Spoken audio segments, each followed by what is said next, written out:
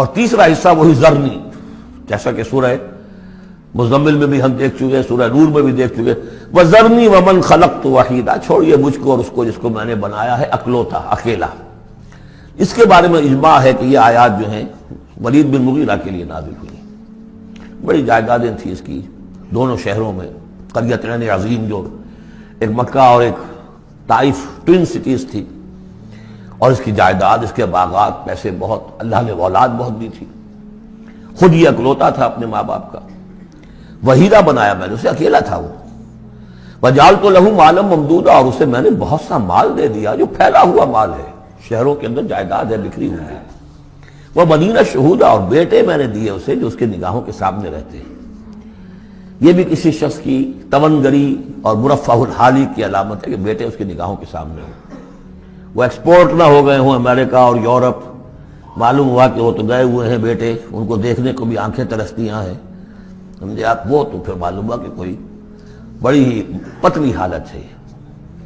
شہودہ، بیٹے سامنے موجود ہیں۔ وَمَهَّدتُّ لَهُ تَمْهِيدًا، میں نے اس کے لیے خوب بستر بچھا دیا تھا، خوب تمہید کی تھی۔ ثُمَّ يَطْمَعُ أَنْ أَزِيدَ، پھر وہ یہ چاہتا ہے کہ میں اور بھی دوں اسے، کلا، بس اب نہیں۔ إِنَّهُ كَانَ لِآيَاتِنَا عَنِيدًا، یقیناً وہ ہماری آیات کا مخالف اور دشمن بن گیا۔ وہ یہ تھا کہ ذہین بھی بہت تھا یہ شخص، اور یہ محسوس کرتا تھا کہ جو وہ محمد کہہ رہے ہیں ٹھیک ہے، لیکن یہ کہ یہ ساری میری جائیدادیں، میرے رشتے، میری دوستیاں، میری چودراہٹ، اس سب کا رسک میں کیسے لے لوں؟ تو یہی وہ شخص ہے جو سب سے زیادہ کمپرومائز کے لیے آپ پر زور ڈالتا تھا کہ محمد اس طرح نہ کرو، کچھ نہ کچھ اپنی بات منوا لو، کچھ لوگوں کی مانو۔ یہ جو رفت پڑ رہی ہے، a house divided amongst itself can not stand, قریش جو ہیں آپس میں تقسیم ہو جائیں گے تو پھر ہماری حیثیت کیا رہے گی؟ بہت مدبر انسان تھا، ایسا نہیں تھا کہ تو یہ اس کی ساری ذہانت اور فطانت جو ہے، جس کو آپ ورلڈلی وائز کہتے ہیں، وہ بہت ذہین تھا اس اعتبار سے، اس دنیا کے حوالے سے۔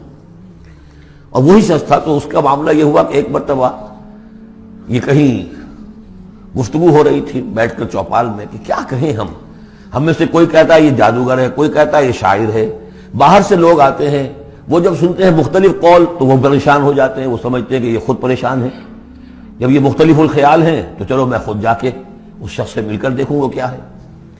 تو اس سے بہتر یہ کہ ہم ایکا کریں، ایک بات کہیں۔ تو اب یہ کہ کیا کہیں، اس پر مسئلہ پیدا ہو گیا۔ تو اب یہ کہ یہ گیا تھا حضور کے پاس بات کرنے، اور وہاں انہیں کچھ اندیشہ ہوا کہ یہ تو کچھ اثر ہو گیا، معلوم ہوتا بدل گیا۔ یہ واپس آیا ہے، پوچھا کہ کیا خیال ہے، کیا ہم اسے کہیں کہ شاعر ہے؟ کہ نہیں، میں شاعروں سے مجھ سے خوب واقف ہوں، جو محمد کلام پیش کر رہے ہیں وہ شعر نہیں، شاعر نہیں، کچھ اور چیز۔ اچھا ہم کاہن کہہ دیں انہیں؟ کہ نہیں نہیں، میری کاہنوں سے تعلقات ہیں، دوستیاں ہیں، میں جانتا ہوں کاہنوں کا کردار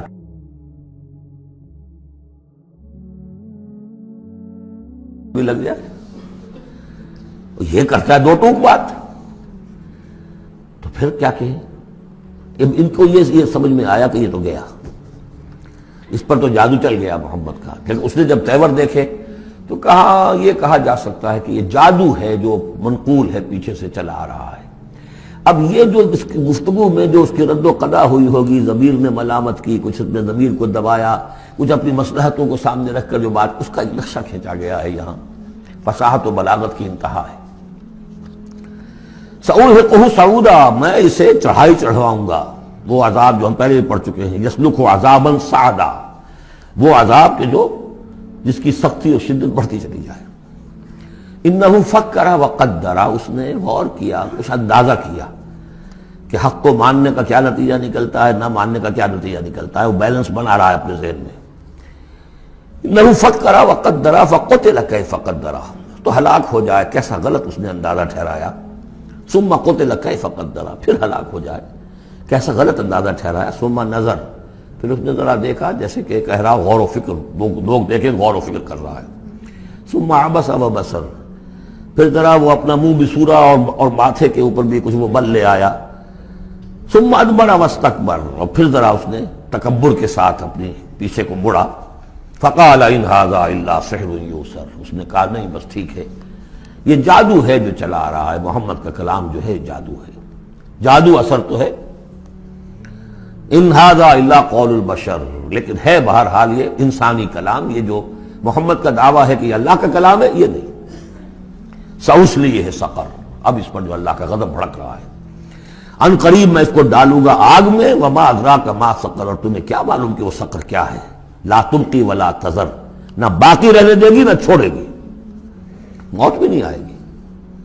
لواحۃ للبشر، انسان کی کھال کو جھلس ڈالے گی، علیہا 19، اور اس پر 19 ہیں داروغہ، سرہنگ 19۔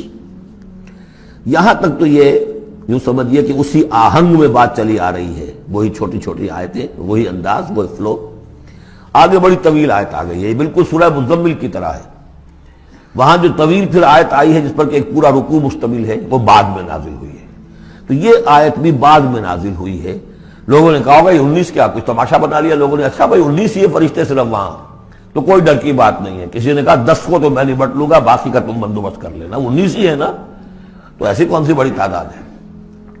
تو یہ جو استہزاء کا موضوع بنا ہے، اس پر یہ آیت اتری، وما جعلنا اصحاب النار الا ملائکہ، اور یہ جہنم کے جو داروغہ ہیں ہم نے وہ فرشتوں کو بنایا ہے، وہ انسان نہیں ہے جو تم یہ ایک ایک آدمی 10 کو سنبھال لے گا۔